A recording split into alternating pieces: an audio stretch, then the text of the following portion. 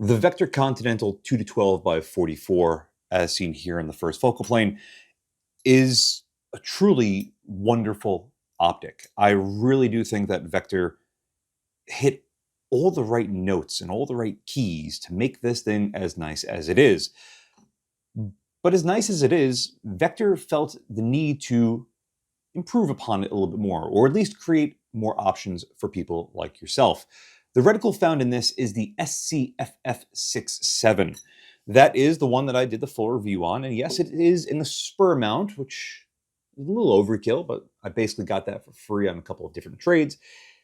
And what Vector has decided to do now is create another reticle for all of you to possibly enjoy, and that is the SCFF69. Oh yeah.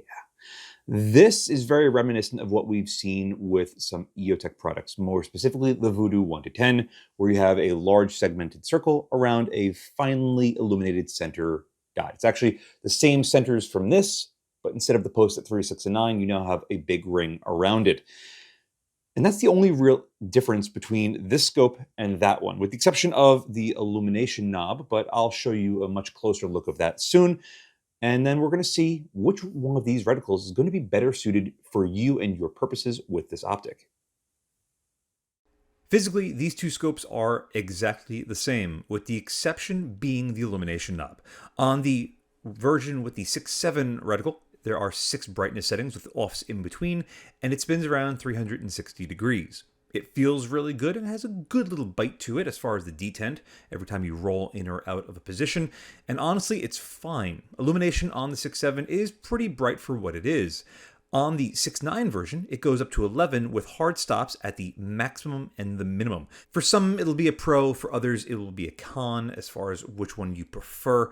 I don't mind it being set up like this, only because wherever you shut it off at is where you're going to start at. It's not like you're going to accidentally go from super bright to super dim and vice versa. Despite there being twice as many clicks on this version as opposed to the other one, the detents still feel and sound really good. If you haven't already watched my Mega IPVO comparison or my dedicated review on the 2 to 12 with the 6.7 reticle, well then go watch those. This is strictly going to be a video comparing the two side by side, so you can figure out which one's going to be a better option for you. Clearly on the left it's going to be the 6.7 reticle, on the right will be the 6.9 reticle. Increasing the magnification, we can see that the center part of both of these reticles are the same, which is honestly really good and great to see, because I think this reticle is super well set up for precision. All the holds are very clearly labeled, everything is easy to read and right there. As far as the illumination differences, you can clearly tell on the 6.7 you have a large T, whereas with the 6.9 you have that center dot. And once we start dialing back the magnification, around 5x is when you're going to see the full circle around the center on the 6.9 reticle, and it really does draw your eye to the center quite well. Using these in my backyard in lower light environments, the illumination on the 6.9 does get brighter. The 6.7 does look good for all intents and purposes and what I feel the original goal for that scope and reticle set was. But for the 6.9, I really do feel like they started focusing a little bit more on speed at lower magnification as opposed to outright precision with the 6.7. As far as the overall brightness that these scopes are both capable of producing on target, they're both the same. Optically, these things are, as you will see, as near as makes no difference, identical. As they should be, they're the exact same scope. As far as the reticle setups, though, I've already started talking about it a little bit. I really value the post at 3, 6, and 9 on the 6.7 reticle. It, for me, draws my eye to the center quite well. But I also really like how the 6.9 reticle is set up. I liked it on the the EOTech Voodoo 1 to 10 when I did the Mega Premium First Focal Plane LPVO comparison. But at 1x, it's just a little bit too fine. But at 2x, like we see here, the reticle really works quite well, especially when the illumination gets as bright as it does in this area. Now, without illumination, both of these are going to be a little bit weak on the inside when it comes to a darker area like where we're looking at right now. On the right-hand side of the screen, it's very hard to pick up where the center of that reticle is, but fortunately, the illumination on both of these are quite good, but I still have to give the edge to the 6.9 reticle. It definitely has a little bit more brightness to it, but the 6.7 is also quite good, but just not quite to where the 6.9 is. Image distortion and stability at 81 yards on this paper target is perfect for both of them. Really nothing to complain about. I should have mentioned that I did not film both of these scopes on the exact same day, at the exact same time. They were a couple of weeks apart from one another. However, still going to give you a pretty good understanding of how both of these reticles are going to work in varying environments. Here, at our extended range portion, panning across this thick, dead brush, you can see again that the center does get lost. That's why I said in my IPVO comparison that despite how nice this optic is, something like the Athlon Helios BTR Gen 2 2-12 is a little bit better set up for outright speed, not precision. Whereas this is definitely set up more for precision, not for speed. Now, yes, the illumination definitely does close that gap a little bit, but it's still nowhere near as effective as a properly set up reticle that's designed to be quick. Athlon Helios BTR Gen 2 2-12 is a perfect case in point where you have very thick lines, a large center dot, and a large circle around it, whereas both of these reticles have a fine center dot, a small segmented circle, and those beautiful fine aiming points for your elevation and windage holds. The Athlon and these two vectors might sound very similar on paper, but ultimately I think they have slightly different roles.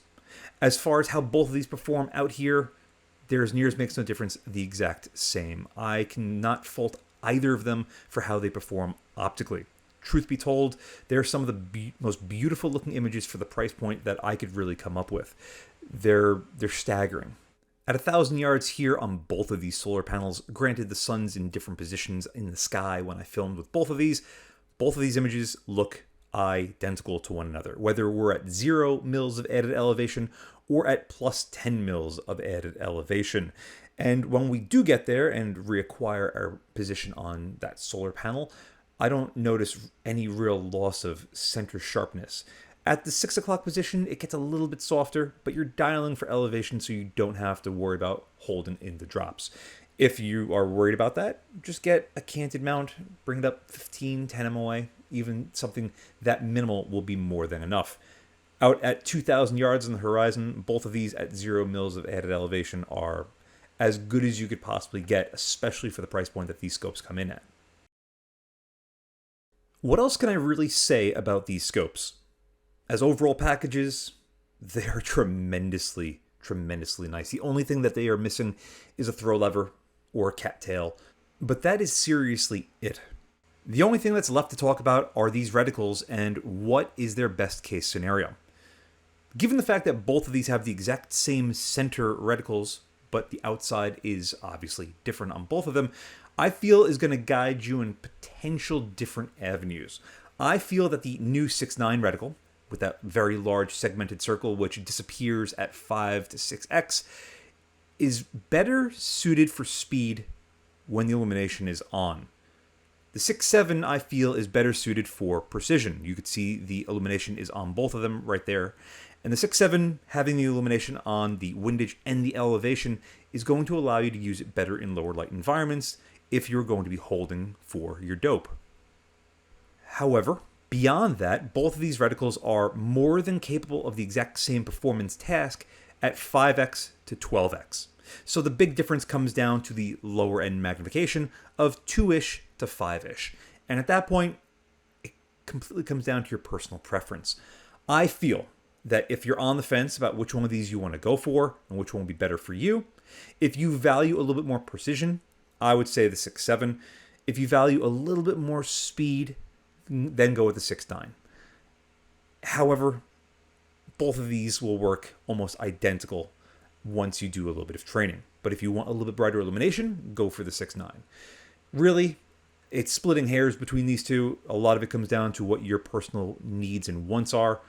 Neither of them are bad by any means of the imagination. In fact, I still think this is one of the better setup reticles for this magnification range.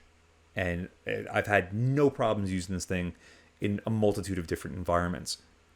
I'm really super excited that Vector is developing the scope as quickly as they are, because I do feel that this thing has massive potential to well, do exactly what it's doing, and for that, it's upsetting a lot of the market, especially for the price.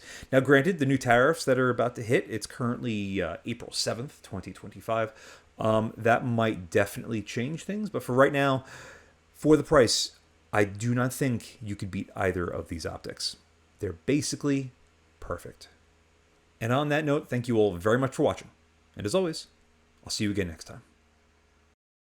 And a huge thank you to my Patreon providers and my Subscribe Star subscribers. Without you, this truly wouldn't be possible. If you'd like to support my channel but don't want to join either of those, I completely understand. But you could still help by using my affiliate links in the description below, and or like, share, and subscribe as always. Again, thank you very much.